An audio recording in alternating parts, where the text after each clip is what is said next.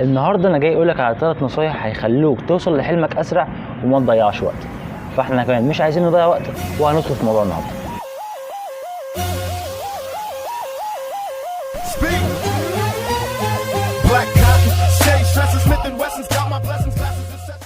اهلا بيكم يا جماعه في قناه جيم سلطان اللي عملتها مخصوص عشان ما تبقاش عطلان. لو عايز تطور من نفسك وتحل كل مشاكلك وتكون انسان جديد ما تنساش تشترك في القناه وتفعل زر الجرس وتعمل لايك للفيديو. تعالى بقى اقول لك على اول حاجه بسرعه كده. واول حاجه هي انك ما تقارنش نفسك باي مخلوق على وجه الارض. يعني ايه؟ يعني ما تقارنش نفسك بحد انت شايفه او مش شايفه، عارفه او مش عارفه. المقارنه دي مش هتسبب لك غير الاحباط والفشل وعدم الثقه بالنفس.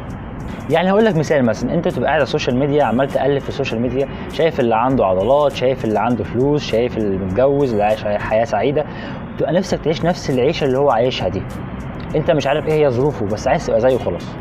ده مش نجاح ومش هيوصلك للنجاح، ده مش هيجيب لك غير الاحباط بس. مشكلتك هنا انك بتتفرج عليه وبتنام بعدها، بتحس من جواك بعدم رضا كده وانك قليل في المجتمع، عالة على المجتمع. فنصيحتي ليك هنا لما تشوف حد احسن منك، سواء انت تعرفه او ما تعرفوش، سواء شفته على السوشيال ميديا، شفته في اي حته على الكوكب، ده هيسبب لك انسبريشن، هيخلي عندك الهام، هيخليك تشتغل على نفسك من دلوقتي. تقول لا انا كده عطلان، محتاج اطور من نفسي، محتاج اشتغل، محتاج اوصل لحته ما احطش نفسي فيها في مقارنه مع حد. عشان كده انت لو مش هتعرف تستغل الناس الانجح منك دول في انك تخليهم مصدر الالهام ليك، بلاش تتفرج عليهم، بلاش تشوفهم، ركز على نفسك وبس. تعال بسرعه ندخل على تاني حاجه، وهي انك ما تستناش تشجيع من حد.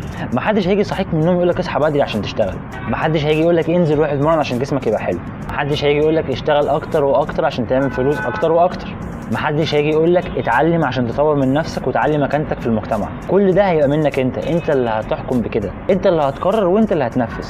عشان كده ما تقولش ما حدش بيشجعني، ما حدش بيساعدني، انت مش مستني منهم ده، انت هتشتغل على نفسك وبس. انت الدافع ليك، الحاجه اللي مخليك شغال دلوقتي على نفسك هو حلمك اللي انت شايفه. هم مش شايفين حلمك ده، هيشجعوك ازاي؟ هم مش عارفين انت شغال ليه اصلا. وحتى لو ركزت على حلمك وركزت على هدفك وركزت على شغلك دلوقتي ووصلت لحلمك، محدش هيجي يسقف لك ويقول لك برافو. ما تستناش ده برضو وتقول محدش حاسس بنجاحي، محدش مقدر اللي انا وصلت له. مالكش دعوه بحد، انت بتعمل كل ده ليك انت بس. ثالث واخر حاجه وهي انك تقارن نفسك بنفسك. يعني ايه؟ مش فاهم. يعني عايزك دايما تبقى النهارده احسن من امبارح. لو انت شايف نفسك انك انت النهارده زيك زي امبارح، يبقى انت كده مش مستاهل انك تعيش اصلا.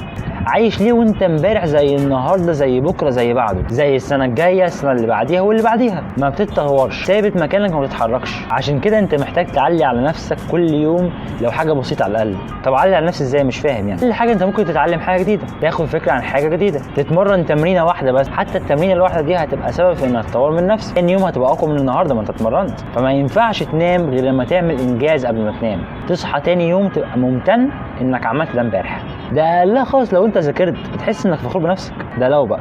وبس كده يا معلم، ده الفيديو بتاع النهارده، عملناه في السريع كده وفي اللذيذ. هحاول اخلي كل الفيديوهات الجايه كده وصغيره برضه عشان الامتحانات وكده. المفروض اننا بنذاكر. ما تنساش بقى تعمل لايك للفيديو وتفعل زر الجرس وتشترك في القناه. زي ما بقول لك دايما، انسى اللي فاتك وخليك سلطان حياتك.